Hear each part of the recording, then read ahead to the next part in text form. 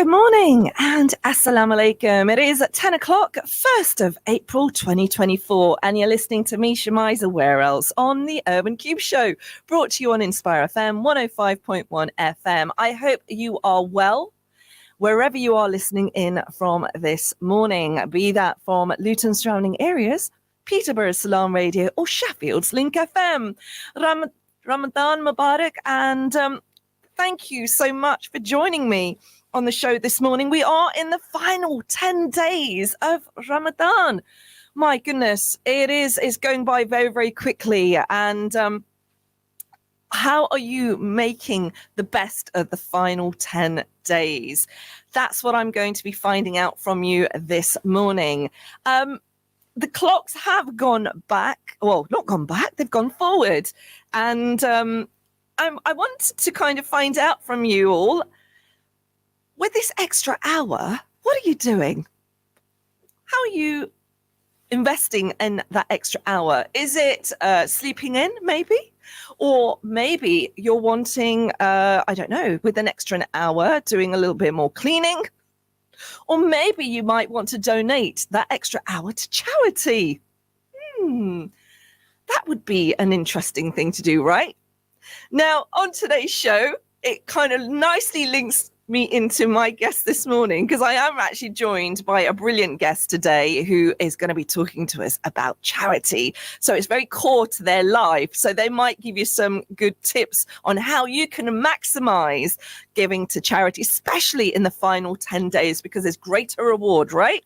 And charity is so important. It's so central to our lives as Muslims. And so I just thought, you know what, it'd be great to have a guest who can talk to us a little bit more about how we can get more engaged in charity. So look out for that conversation. It's coming up very, very shortly. Now, folks, if you are listening in, you are listening to the Urban Cube Show. The show is all about celebrating arts and lifestyle with trailblazing Muslims who are making a difference not only locally, nationally, but internationally. The conversations are all about inspiring, motivating, and getting you engaged with some of the projects that they may wish to share with us on the show. Now, you can listen to the conversation on Facebook Live. Leave any comments if you'd like to do so. I'm happy to read them out when I get a chance to look at them. Also, you're very welcome to join us on WhatsApp on 07779 481822. The question today is, with an extra hour that we have, because the clocks have moved forward, how would you invest that hour? If you had a chance to just sit down and focus on working on that hour, what would you do? Now, I'd like to maybe be a bit more active, get out a little bit more, and maybe use my time effectively in the charity sector. Do you see how I'm doing this? So if you want some inspiration about how you could do more of that, then you know this is the show to listen to. We are going live, guys. We're going live across Luton surrounding areas, Peterborough on Salam Radio and Sheffield's Link FM. So if you guys are listening in to me, do give us a WhatsApp on 07779 481822. We're going all the way up to 11 o'clock this morning, and I'm absolutely delighted to be speaking to a very, very inspirational brother who has really made an impact in the charity sector. It is no other than Islam Uddin. Now, he's joining me this morning to talk to me about his role of being a head of community engagement and fundraising at Muslim Charity. Now, Brother Islam has had many a year in the charity sector. He's been working in charities for over 22 years. And he's actually worked with some of the largest Muslim charities in the UK, as well as many smaller ones. Now, Islam is passionate about humanitarian causes and has worked on projects in many countries around the world. He's also leading Muslim charities work in the UK, helping Muslims and non-Muslims within our communities. It's an absolute treat to have Brother Islam joining me this morning. Assalamu alaikum. Salam. Brother Islam, thank you so very much for joining us. Firstly, tell us, where are you speaking from? Because it is a live Zoom call. I'm in the Muslim Charity Community Hub in London. Bless you. Now, I have been asking everybody this morning Firstly, if they had an extra hour, well, now we've got this extra hour because the clocks have moved forward. What would you do with that? What would you do with that? What extra hour if you had to work with it? I've come into the office. Is that what you've done? That's what I've done. I was just listening to your introduction, subhanAllah, working for charities, and for this charity in particular, it doesn't feel like work. It's a lot of times it's fun, it's very much enjoyable, and the office is my second home. So I spend it might be my first. I spend more time in the office than I do at home. Now, I was listening into your live appeal, which was happening on Saturday. You had some brilliant volunteers in the studio who were local to us from Luton, also Watford and St. Albans, mashallah. And you said something that was really fascinating. You said, in Ramadan, we tend to say goodbye to our families because they don't get to see us as much.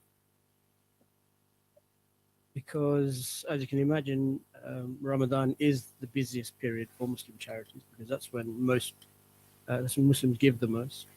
So we do tend to spend a lot more time at work, as it were, away from our families. So yes, we sort of say goodbye.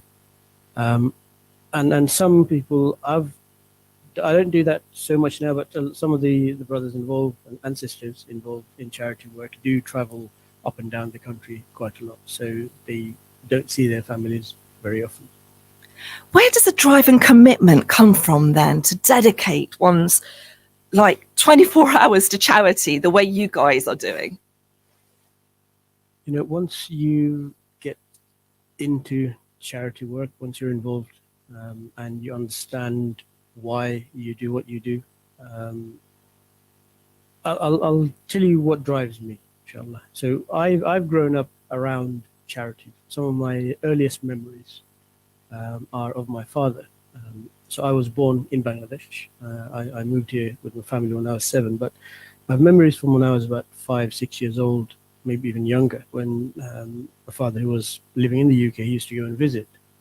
And he used to take suitcases full of clothes for people in the village and sweets for children. In fact, I used to get a bit annoyed. This is one of my strongest memories, getting annoyed at my father because he was taking all these sweets and giving them to other children. But growing up in that environment, helping people, it's almost second nature. And then later on in life, when I did get involved in running a charity, you get to see the work that the charities do, not just what you see on TV, on the live appeals you see sometimes and you read about on social media, but you go out and you meet the people that you are helping, and you see the impact that even the smallest act of charity, even a donation of £1, the impact that £1 has on someone's life. You can't help but be moved and motivated to do more. It all began from sweets, Bravo Islam. Indeed, yes. Was there a particular sweet that you liked and you were like, I'm not giving that one away? Yes, Wrigley's chewing gum. No way! My goodness, that brings back memories.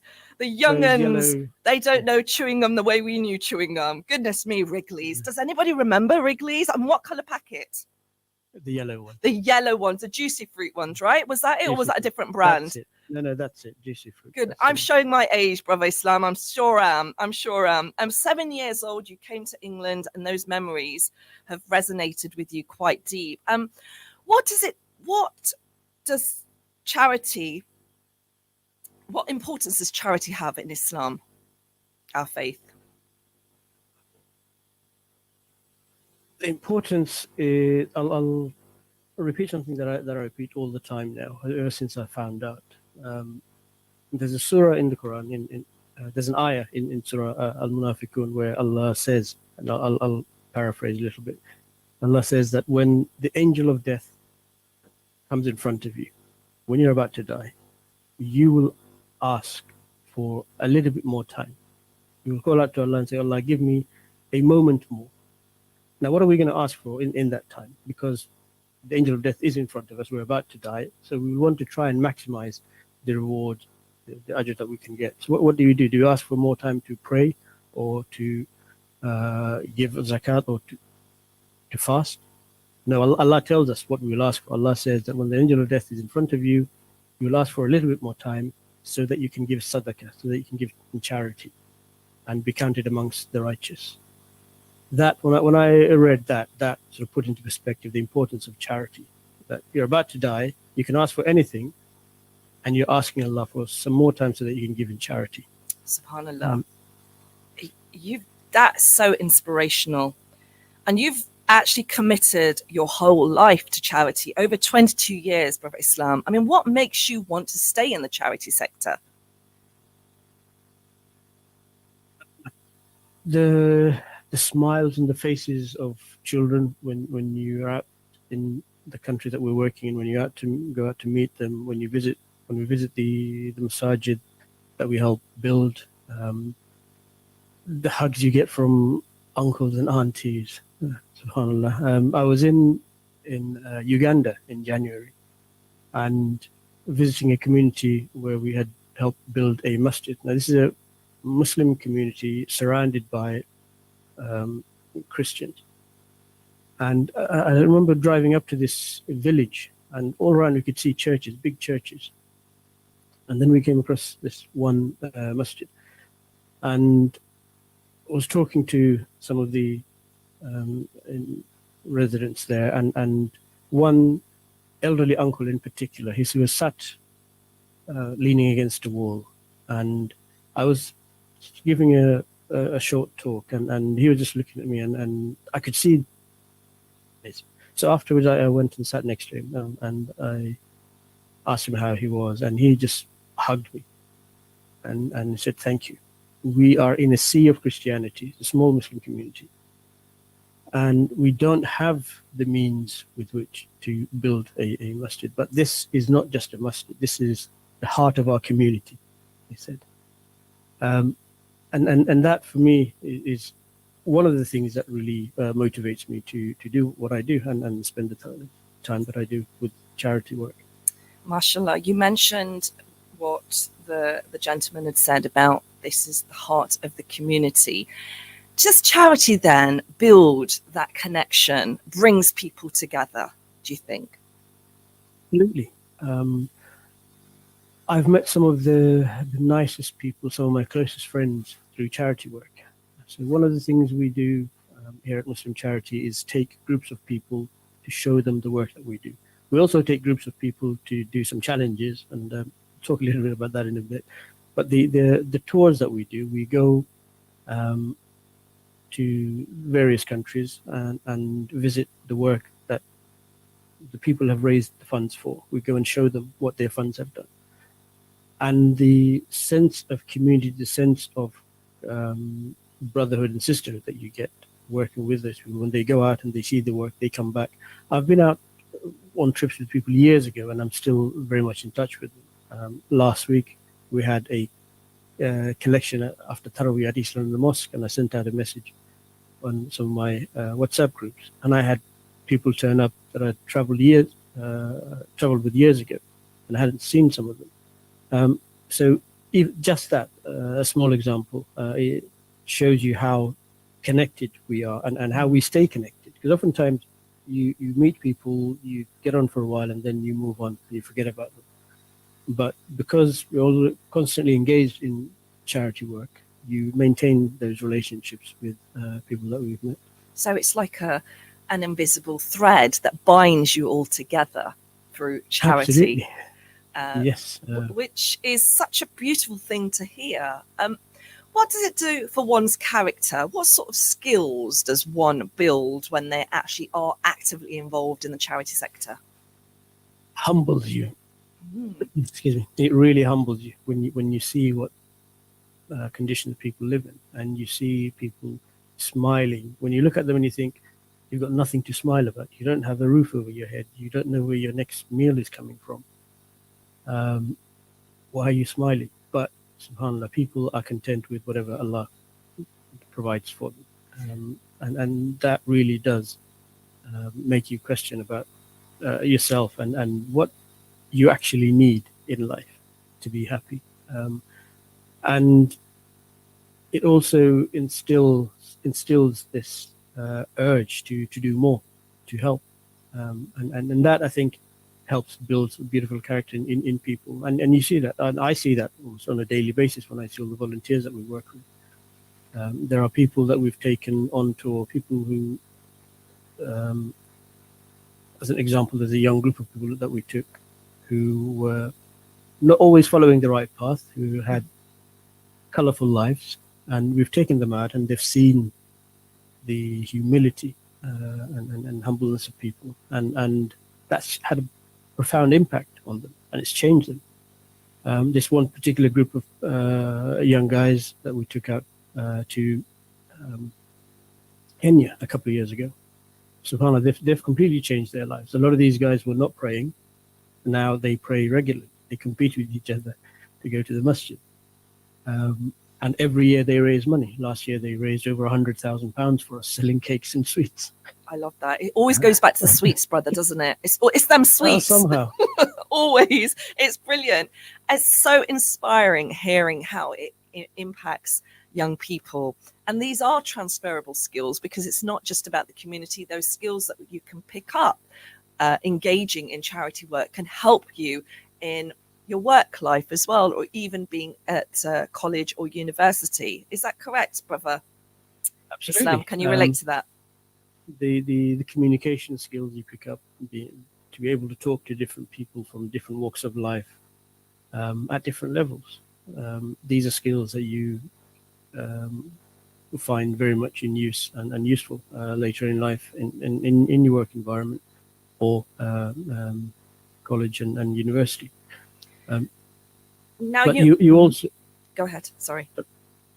You also learn things like time management, because when we go on these trips, we do have very tight schedules. And to start off with, quite often you will find people not the most punctual. But is that Pakistani timing, or is it Bangladeshi timing, as they say? Whose timing are they on? I'm not sure what. I think it's a mixture of all of these. But sometimes you say, right, we're leaving at 9 o'clock, and somebody will wake up at 9 o'clock and then turn up at past. Oh, but wow. then after a couple of days, when they see the impact that their tardiness has, so when you have a community of people waiting for us who are like 4 hours drive away, they're waiting to have lunch with us, and you are late, and see the impact that has on them, it makes you wake up on time the following day and subsequent days. So that's one of the things that I've noticed in a lot of people, especially younger people, the impact that when they see the impact. Because quite often when we're here living our lives here in the UK, you don't actually see what happens when you're late.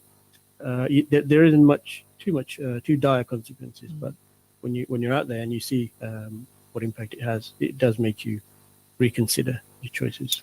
That's fascinating that you've mentioned that, because I wouldn't have seen the correlation there overseas compared to here. Thank you for that. Folks, if you've just listened in, you are listening to the Urban Cube. This is Inspire FM 105.1 FM. The time is 10:18 and it's the 1st of April. I'm in brilliant company this morning. I'm joined by a very inspirational brother who's making such an impact in the charity sector, not just in the UK, but internationally as well. Today's show is about how we can engage our communities more in the charity sector. Now, it is the final 10 days of Ramadan. May you reap the best rewards possible in the final 10 days. Now, charity is a wonderful way in maximizing those rewards. So, hey, presto, I thought it'd be great to have no other than brother Islam Uddin join us this morning on the Urban Cube. Now, you may have seen him on the Facebook page on Saturday and heard him on the radio, because there was a live appeal via Muslim Charity, and they shared some tremendous work that they're doing with some absolutely fantastic volunteers, and we're going to find out a little bit what that experience has been and what they've been getting involved in. So you can listen back to that conversation and watch the Facebook live stream of the charity appeal and get to hear in more depth of the amazing projects that Muslim Charity are doing and continue to do. And we'll be finding out more on today's show as well. We are joined by Brother Islam all the way up to 11 o'clock. If you want to ask any questions and how you can get involved with the work that he's doing, then feel free to do so on 07779 481822. Brother Islam, always a pleasure finding out about some of the amazing work that you've been doing. Now, if you are a avid listener of the Urban Cube, you may, folks, have heard me talking about some of the fantastic work this charity has been doing with the actual volunteers who are involved in these amazing opportunities. And it always has been one thing that always sits with me is the fact that it seems to be quite life-changing, the experiences that the individuals have had. I want to ask you, Brother Islam, has there been a moment for you that has been life-changing in the charity sector? Yes, there was. And this moment made me take the leap and start working for a charity full time. So I was volunteering. I've been volunteering since childhood for various charities, and then later on, as during my working life, I volunteered with various charities, and for a short time I was working part time for a charity. And whilst I was at that charity, we were working on a project to help orphans in Bangladesh, and I was doing some research about the whole area around orphans in Bangladesh, and I came across this story about an 8-year-old girl whose father passed away. Mother really struggled to look after her, so she was working as a domestic worker, a maid in another family's house. And this was in the newspapers in Bangladesh. It came to light because the mother of the house where this little girl was working used to abuse her. So whenever the little girl did something, and the examples they gave was she broke a plate. This lady picked up a piece of the ceramic plate and cut the little girl with that. Goodness. As punishment. And that, when I read that, subhanAllah, that was very difficult initially, just thinking about the life of an 8-year-old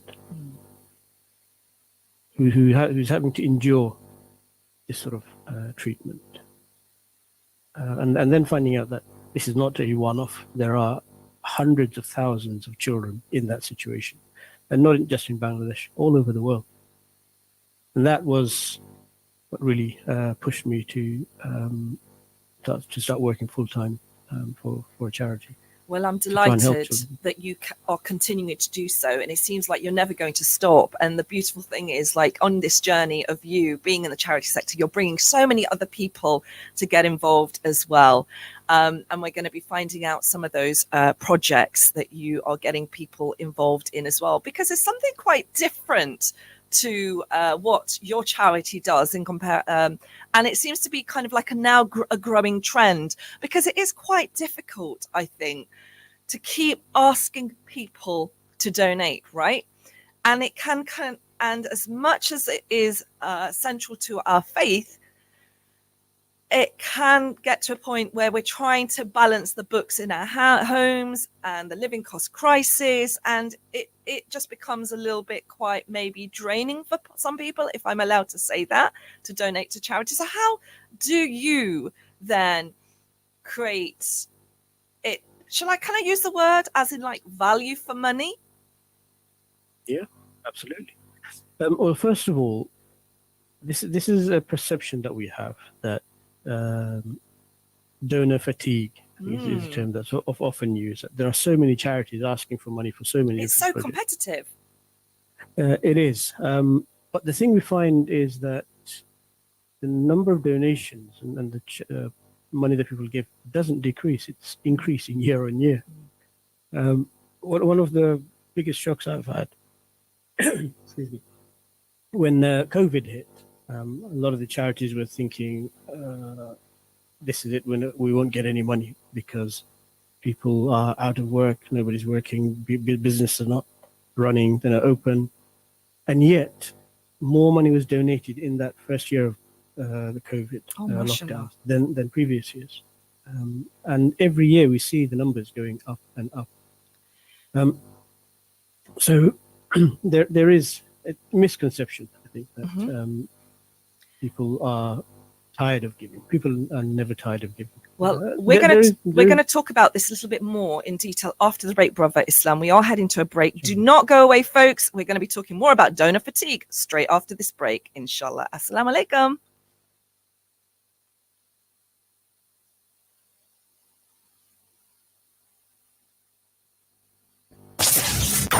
This program will continue after the break. Continue listening to Inspire FM. Inspire FM. Inspire 105.1 FM. We are more concerned with the strength of our Wi-Fi connection rather than the strength of our connection with Allah. Change that this Ramadan with Inspire FM. की हो रहा है बड़ी मसरूफ हो अरे भाई अफ्तारी की तैयारी कर रही हूँ और क्या तेरी हिम्मत है मेरे को ते रोजा रख के कुछ नहीं करनूंगा ए लो ते होर कौन करके देगा न्यू अंबाला स्वीट सेंटर वालियां दा अल्लाह भला करे बिल्कुल घर वर्गियां चीज़ां दा स्वाद है उन्हां दा तुम्हारी मुराद मिठाई के मरकज से है जी हाँ देसी घी नाल तैयार करदा मिठाइयां उन्हां कोल ही मिलदियां ने इस तो इलावा पंजाबी तरीके दी ताजा कढ़ाई तंदूरी डिशेस चिकन पकोड़े ते मसाला फिश दा जवाब ही नहीं new Ambala sweet centre 221 Dunstable Road Luton phone 729085 Bismillah Garage for all your motoring needs are a DVSA approved MOT testing centre. Plus, with the latest fault finding and diagnostic equipment, they can pinpoint any problems precisely. RAC and AA approved, they work with all major manufacturers and parts suppliers. So whatever's required, Bismillah Garage can quickly get you back on the road. And when things get hot, with AC servicing, they'll keep you cool. Call Bismillah Garage on 01582 570000 and also read our outstanding reviews on Trusted Trader and Google. Fabia Fashions Limited store would like to wish all the listeners Ramadan Mubarak. Ramadan special offers are now on. We specialise in saris, ladies' ready-made suits and jewellery, unstitched fabrics, boys and men's clothes, shoes and kusars. We also specialise in bridal wear and have a large variety of bridal langas, saris and shawanis. For the best Ramadan offers, visit Fabia Fashions at 191 or 233A Dunstable Road, Luton. Telephone 726 674 or 454 727.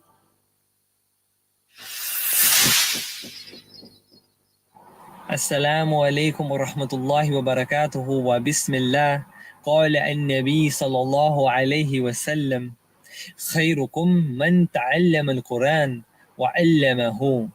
That the best of you are those who learn the Quran and teach it. Visit our fantastic AA Carpets and Furniture Store showroom at Leagrave Road, Luton for a bigger and better choice of all types of furniture and flooring, beds, wardrobes, chandeliers, wallpaper, lighting and more, with leading brands from around the world at competitive prices. Made to measure bespoke furniture including sofas and beds. Specialists in masjid flooring, all adding style to your business or home. For details or directions, call 01582 488 449. Hey Sainsbury's, do you have any super simple suggestions for suhoor? Sure, we've got plenty of ideas to help you through the fast. Overnight oats are both fast and flavoursome. Or get cracking before the crack of dawn with some delicious free-range eggs. And make iftar even tastier with the many halal meats on offer. So that's iftar and suhoor sorted. Need some quick ideas for suhoor and iftar? Ask Sainsbury's. Ramadan Mubarak. Sainsbury's. Good food for all of us. Subject to availability while stocks last, selected stores only. 1 in 4 people suffer from mental health issues. But in our community, it's a taboo. लोग क्या कहेंगे? ये तो साड़ी बेइज्जती है. Is Allah subhanahu wa ta'ala punishing me?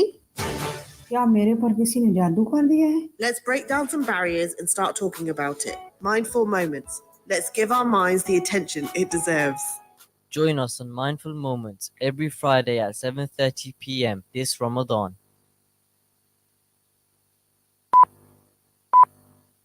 From the studios of Inspire FM, the time is now 10:30.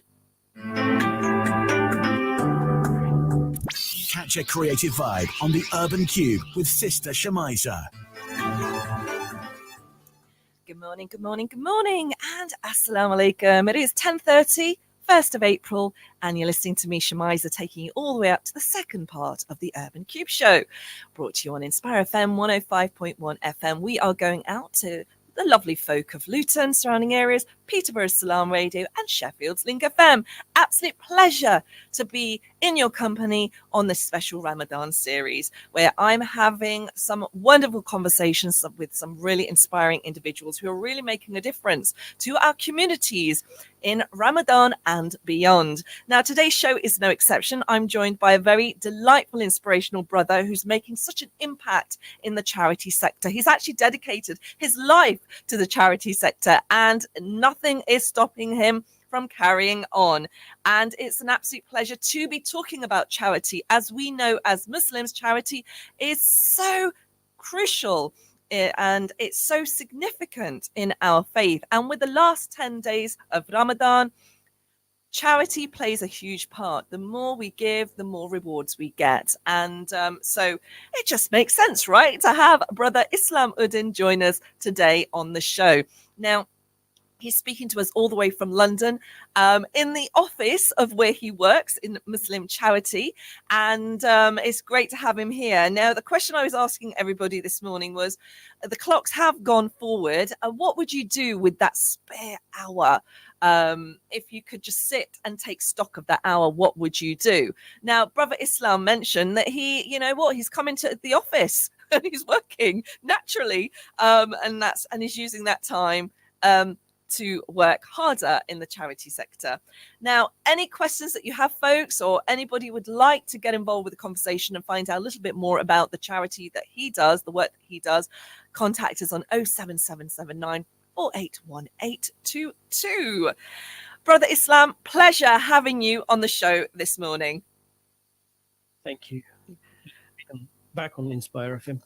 Yes, sir. You should have just stayed in the studio, brother. You were here on Saturday, right?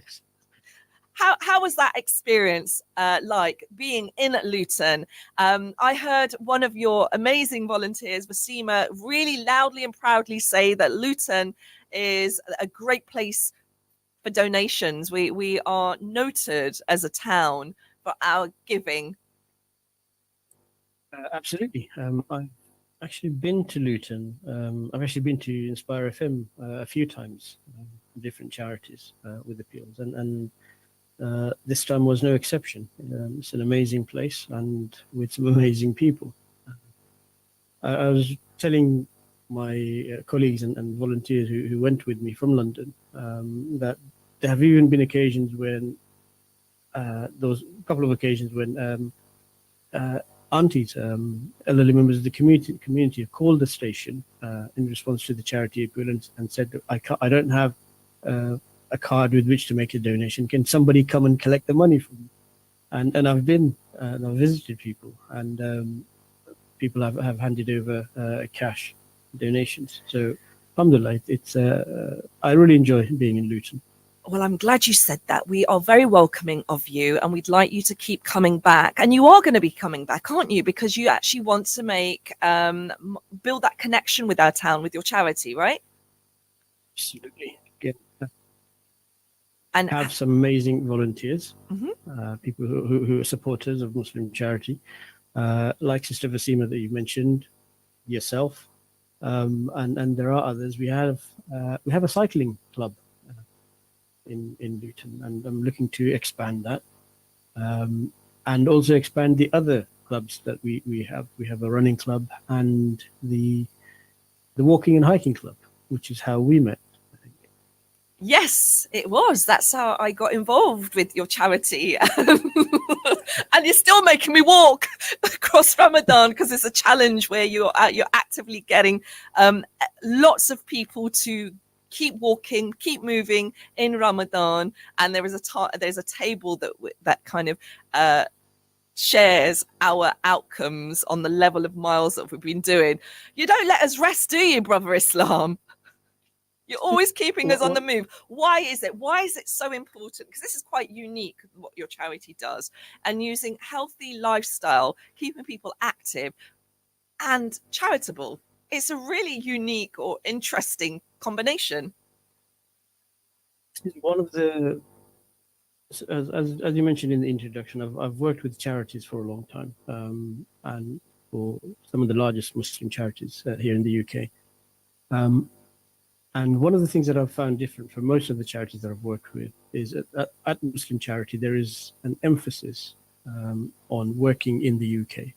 Yes, we do work, we do have some amazing projects internationally in countries like Pakistan and Bangladesh and Kenya and Uganda, Gaza.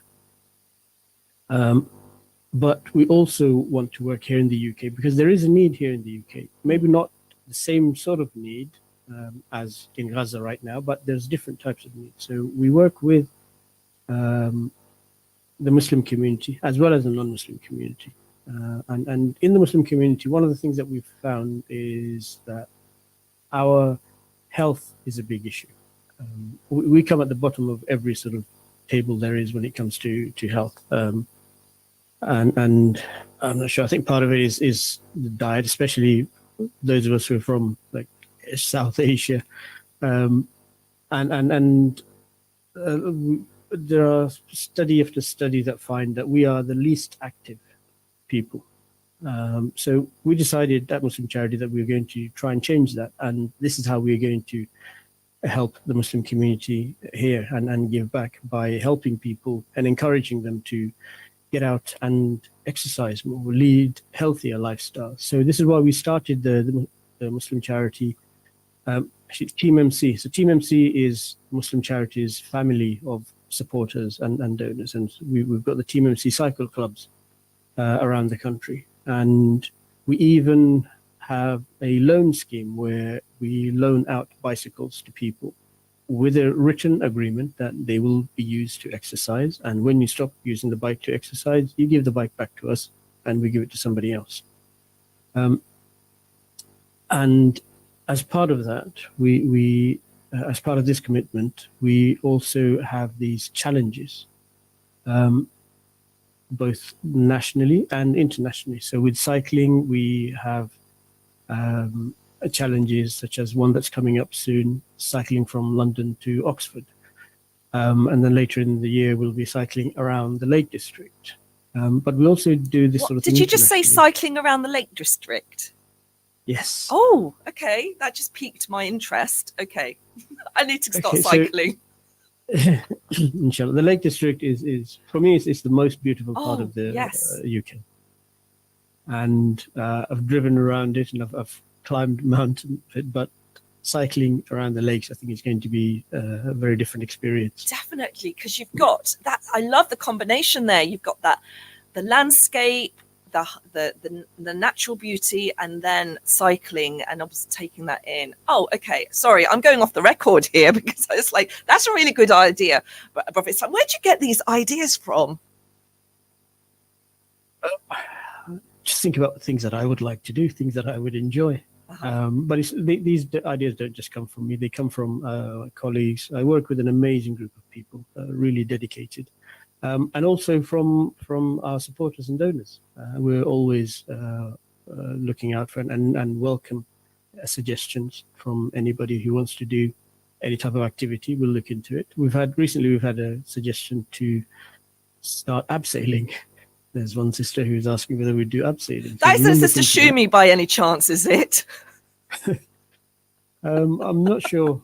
I think it is because she asked me that question because I was on an abseiling challenge and it kind of like inspired her. Shumi, no, you're not doing that.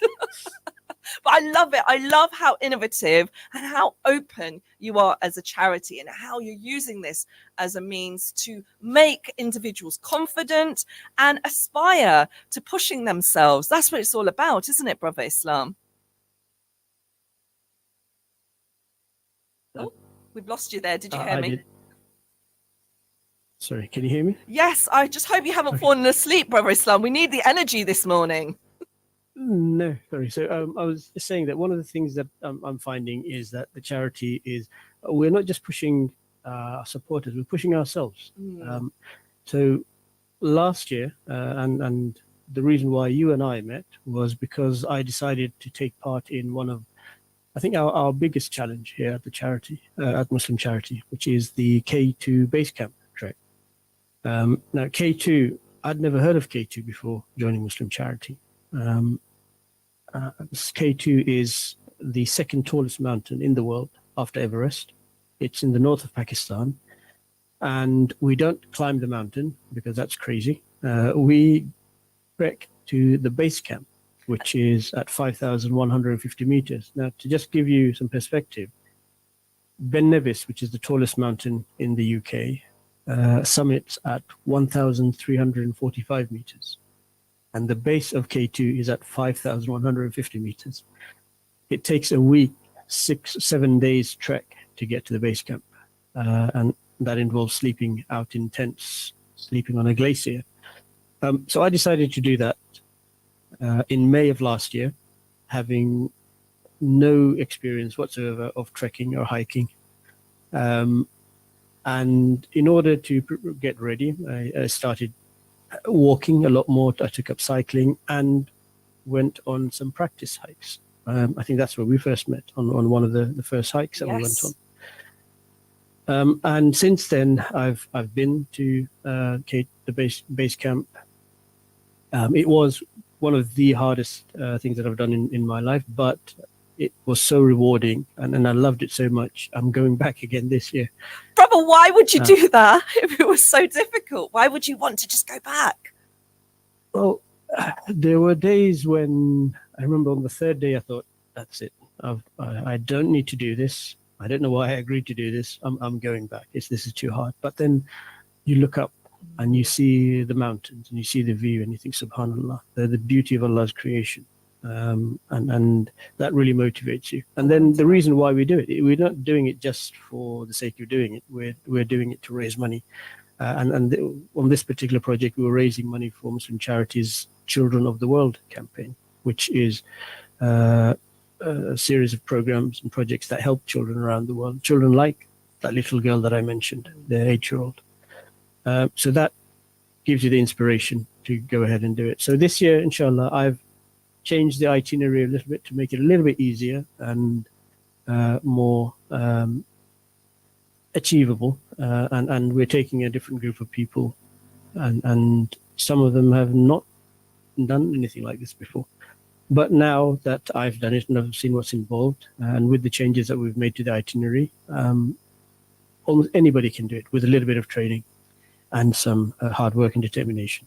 Hard work and determination is something that the charity isn't shy of, and alhamdulillah, you reap the rewards from it. Not only enabling, supporting, and providing some solace to the individuals, the children that you are fundraising for, and the campaigns that you're fundraising for, but it's the individual that is involved in the actual challenge itself, the actual way it impacts their life and their view of the world as well, has been so inspiring to see. And that's why I've always, welcomed a lot of your volunteers on the show, because I can see the impact that they're having, the social impact, the social good that they're doing, alhamdulillah. Now, the campaign that you've spoken about, Children of the World, you did an appeal on Saturday with some tremendous volunteers in the studio. And the volunteers, mashallah, your volunteers come from all over the country. But we had Brother Kamran from Watford, we had Faisal from St. Albans, and we had Brother Anwar, who was actually from Luton, and he goes on hikes with his wife. And this is so beautiful to see, the fact that couples, and families are very much involved. And we also have like the 40-somethings very actively involved as well. 50-somethings. And 50-somethings. And 60-something. There's no age limit, because have you noticed that there seems to be now more confidence with people over 40 plus getting involved in being active, that we may not have seen, say, 10, 20 years ago? Definitely. and it's not just young people. There is a growing appetite for this type of activity, which is why we organize the walks and hikes. And we've had children as young as 7, and we've had, I think the oldest person on our trek was 64, I believe. Wow. 64 young. That's what I'm going to yes, say. 64. Absolutely. And as you say, we've had families. 2 of my favorite hikers are young Cam and Mia from Luton, and their mother has taken them on some of the hikes and walks. So it's not just challenging hikes that we do. We also do some walks. We did one a couple of weekends ago, actually, in Richmond Park here in London. We were walking around, seeing some magnificent deer that are in the park, and then we had iftar in the park as well. And it was really great to see youngsters out there. But we also have couples. We have older children with their parents. In fact, from the hikes that we've done recently, there are 2 mother and daughter teams who have signed up to go to the K2 base camp trek with us this year. Amazing. It's so cross-generational, and it's such a lovely time to bond and build memories, and leave a legacy as well. So you're not just building a memory, you're also leaving a legacy.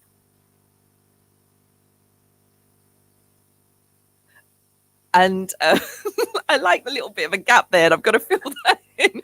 Folks, 10:46, it is the Urban Cube, and we're talking about charity and how we can engage our communities more in charity. Now, a charity that I've been actively observing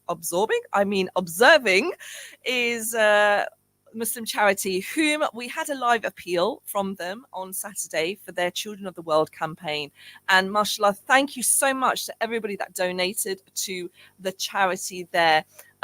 Definitely no donor fatigue when it comes to Luton. We are such a giving town. And today I've got Brother Islam Uddin, who is the engagement manager of the charity, talking to us this morning on how we can actually get our communities more engaged with charity work. And we've had so many different reasons why you should get involved. It's not just about giving to charity and gaining rewards. It's also about character building, making a difference in your community, and building a network of people, like-minded people as well. So it has so many benefits. Alhamdulillah. Me myself, it's got me really active, and I love the fact that I've become a lot more healthier, and I'm pushing myself to do challenges I may never have imagined I would do as a mum, as a woman of a certain age. It just makes me think that, wow, I would never have done this. So I'd like to say thank you to the charity for encouraging and enabling me and empowering me in that way. But I'm not alone. There are lots of people in Luton and across the country who can actually resonate with what I'm saying, and it's just such a beautiful thing to see the community developing. And I believe that the charity itself is going to be doing lots of projects in our community, which you're going to be hearing a lot more about. Now, if you'd like to get in contact with the studio, maybe you've got a question to ask Brother Islam, please feel free to do so on 07779 481 822. If you want to donate, then please feel free to do so. It is the final last 10 days. Make your money count, make it stretch to make that difference, and also receive the rewards for it as well. Brother Islam, people obviously listening in, they might want to donate today, inshallah. Is there a donor link? There is. You can go to muslimcharity.org.uk and donate through our website. Inshallah. And are all the details regarding all these wonderful activities on the website as well? If you get to the events page, you will see a list of, I've lost count now. There's a lot. Probably about 50. There's a lot of activities you can do, and some of them are international, some of them are very local. So please have a look on the website, and there's something for everyone. You don't have to be a mountain climber, you don't have to be a professional cyclist. You can get involved in some of our activities in one shape or another. And I just wanted to say that some of these activities are difficult, but they're very rewarding. Some of them are a lot of fun. might have seen our rickshaw challenge in Pakistan Now and that's in very cool. Bangladesh, I like that. where you raise money in Pakistan. You raise money to buy a rickshaw for a poor family. But once you raise that money, we take you out there to Pakistan. We train you on how to drive a rickshaw, and then you drive that rickshaw for 4 or 5 days across Pakistan. So we've done it in Sindh, in Punjab last year, Sindh the year before, and this year we'll be doing it in Azad Kashmir, inshallah. What in Azad Kashmir? Whereabouts in Azad Kashmir? I think we're starting in Muzaffarabad. Wow. That sounds and exciting. 5 days of driving a rickshaw, and it is a lot of fun. And you have fun driving with the other people who are there, and you meet people along the way. You visit communities. You visit some of the projects that the funds will be helping. Some of the people, some of these communities. Fantastic. It's just so tangible. And that's what I recall listening into one of your very active volunteer who leads the hikes vessel on the show, and saying that the fact that when he did Tour de Pakistan in Gilgit and Hundra Pass, the fact that he was able to hand a child the equipment for school made a massive big difference in his perception of the charity and where he wants to volunteer, the level of volunteering he wants to do. It's so tangible. That's the beauty of doing these campaigns and these projects and fundraising. Now, do you have a local hike or a hike in the UK, not in Pakistan, Bangladesh, or the Hundra Pass, but one in the UK that people can sign up to? Is there something happening very soon? In 20 days, the 21st of April, we've got the Brecon Beacons hike, Nice. which is in South Wales. Come on, people, that's something you need to join. And how can people do that? You go to muslimcharity.org.uk/events, and it's the first item on our list, very long list now. And if you are a bit more adventurous, Tubkal in Morocco is also coming up at the end of April. Yeah, I'm counting down the weeks because I'm doing that. Yes, I'm really looking forward to it. I would never have imagined climbing a mountain like that. But alhamdulillah, you never know until you try. You just do not know what the future holds. Alhamdulillah. And this is like fundraising for Gaza. So thank you to those people that have donated this campaign. Just give me your du'as, people, so I come back and tell you all about it on the show. Have you seen a change in people, Brother Islam, where they began with the charity and where they are now?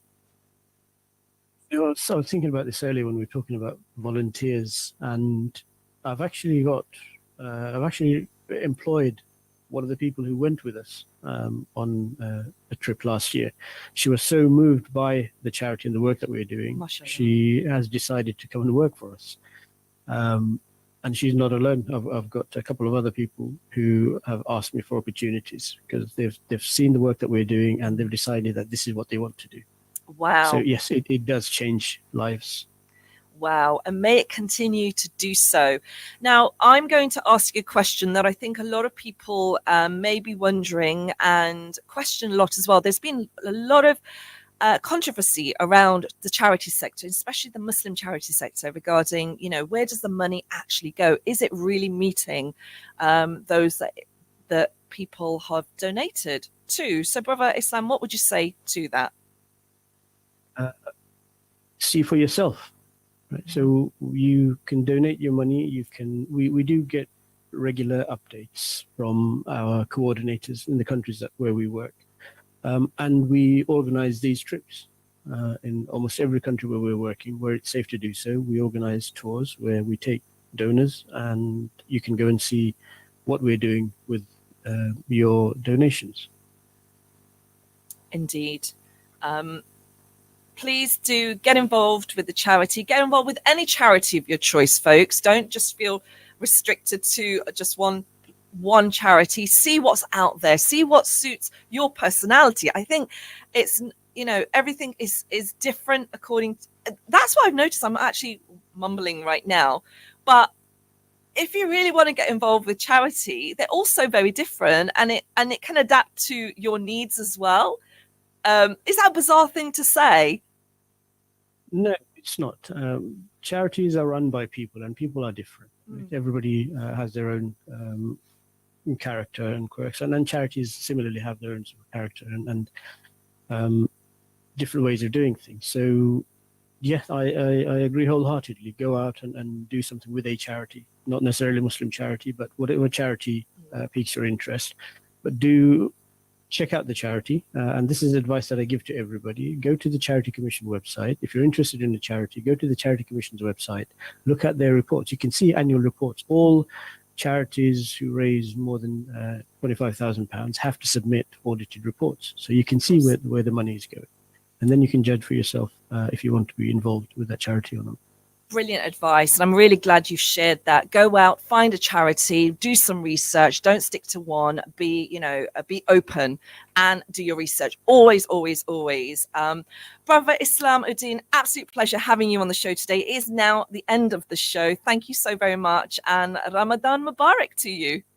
Thank you so much. Listeners. That was the brilliant Brother Islam Uddin from Muslim Charity. It is the end of the show, and inshallah, join me this time next week. Assalamu alaikum.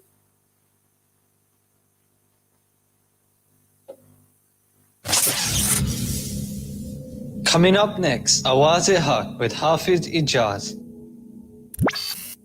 This is Inspire FM.